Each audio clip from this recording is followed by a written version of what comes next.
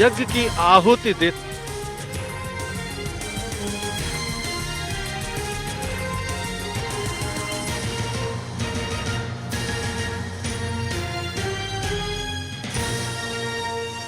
రామాలయ ప్రారంభోత్సవం బాలరాముని ప్రాణ ప్రతిష్టకు ముహూర్తం సమీపిస్తున్న కొద్దీ అయోధ్య మరింత శోభాయమానంగా మారుతుంది. ఇక అయోధ్యలో ఈ రోజు మరో మహోత్తర కార్యక్రమం జరగనుంది. ఇవాళ ప్రతిష్ఠిత దేవతలకు నిత్య పూజలు జరగనున్నాయి. ప్రతిష్ఠిత దేవతలకు నిత్య పూజలు, హవన, పారాయణ మొదలుగునవి ఉదయం మధ్వాదివాసులు 114 కలశంలోని వివిధ ఔషధ జలాలతో విగ్రహ స్నానమాచరించడం, మహాపూజ, ఉత్సవం, విగ్రహ ప్రదక్షిణ, శయన, తత్లన్యాసాలు, మహానీయులు మొదలైనవి జరుగుతాయి. ఇక బాలరామునికి ఈ రోజు 125 కలశాలతో మంగళ స్నానం జరగనుంది.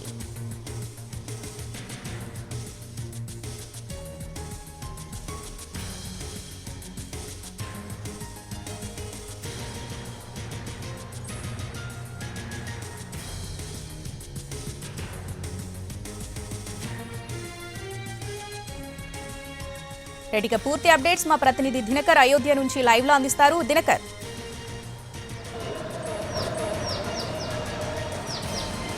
శ్రావణి, అత్యంత కీలకమైనటువంటి ఘట్టానికి మరికొద్ది గంటలు మాత్రమే ఉంది. కేవలం 24 గంటలు మాత్రమే బాలరాముడి విగ్రహ ప్రతిష్టాపన కార్యక్రమం ఉండడంతో అయోధ్య అంతా శోభాయమానంగా ఉంది.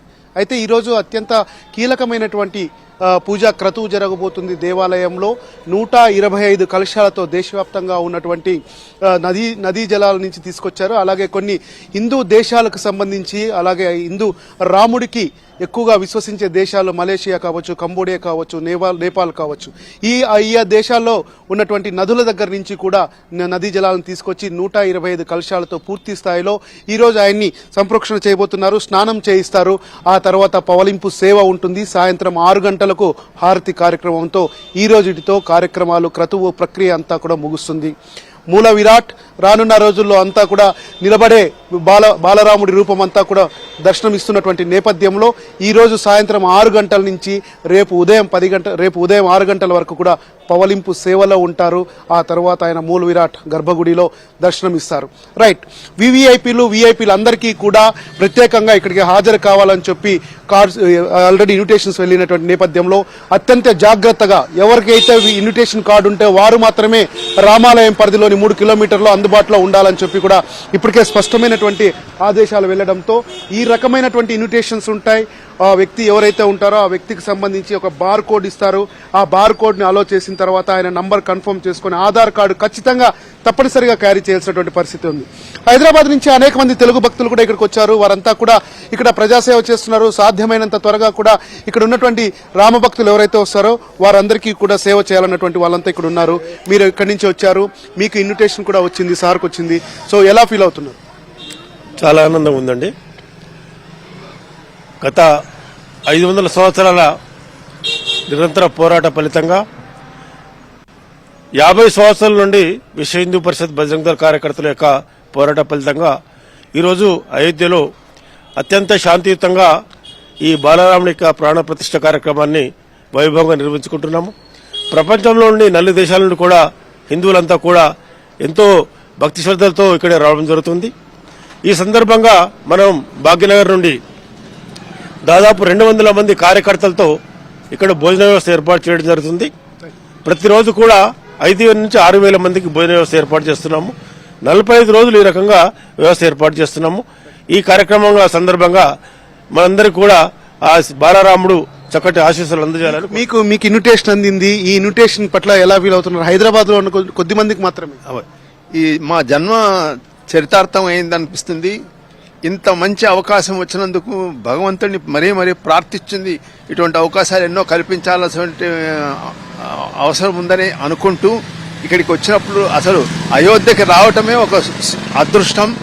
అందులో బాలరాముని స్థాపించుకొని ధర్మం వీడని మహాప్రభువుని మళ్ళీ మనం దర్శనం చేసుకొని మళ్ళీ వాళ్ళని మనకు ముక్తి ఇవ్వమని అందరినీ దేశాన్ని మొత్తం కూడా ధర్మంతో కాపాడి ధర్మాన్ని చదువుకున్నటువంటి విషయాన్ని మరీ గుర్తు చేసుకుంటూ చాలా సంతోషంగా ఉన్నారు. మీకు ఏమన్నా ఇక్కడ ఎవరైతే గెస్టులుగా వచ్చారో వారికి ఏమన్నా ఇక్కడ సేవా కార్యక్రమాలు చేయమని ఏమన్నా ఆదేశాలు ఇచ్చారని? ఆదేశాలు ఎవరు ఇవ్వలేదు. కానీ జై శ్రీరామ్, జై సీతారాం.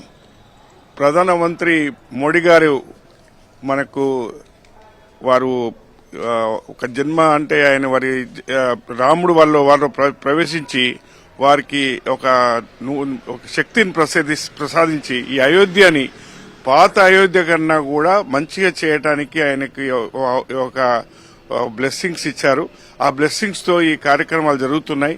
అందులో సేవాభాగంగా మేము ఒక 9 మంది కమిటీ ఫామ్ అయ్యి శ్రీరామ ప్రసాదం అని ఒక రోజు 5,000 మందికి భోజన కార్యక్రమాలను ఇవ్వాలని లంగర్ ఏర్పాటు చేసి విశ్వ హిందూ పరిషత్ సహకారంతో ఇప్పుడు ఆ కార్యక్రమం చేస్తున్నాం. చాలా మంది ఇంకా హైదరాబాద్ నుంచి వచ్చారు సార్. మీరు ఏంటి ఎలా పార్టిసిపేట్ చేయబోతున్నారు? మేము ఒక అవకాశం దొరికింది మాకు విశ్వ హిందూ పరిషత్ గారి ద్వారా.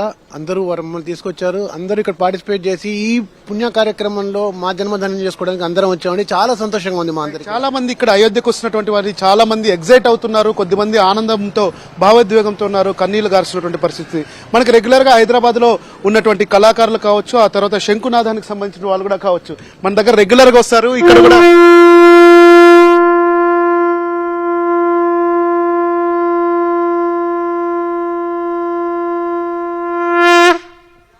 ఇలా జై శ్రీరామ్ నినాదాలతో అయోధ్య అంతా మొత్తం మారుమోగుతుంది. భక్తులు వారికి తోచినటువంటి స్థాయిలో ఇక్కడ శ్రీరామునికి సహాయం, శ్రీరామ భక్తులందరికీ సేవాభావంతో ఉన్నటువంటి పరిస్థితి అయోధ్యలో నెలకొని ఉంది. రేపు ఉదయం 10 గంటల నుంచి ప్రధానమంత్రి మోడీ పర్యటన 7 గంటల పాటు సాయంత్రం 4 గంటల పాటు సాయంత్రం 4 గంటల వరకు జరుగుతున్నటువంటి నేపథ్యంలో అత్యంత భద్రత మధ్య అయోధ్య ఉంది. భారీ స్థాయిలో సెక్యూరిటీ ఏర్పాటు చేశారు. Over to you Sravani. Right Dinakar, thanks for the updates.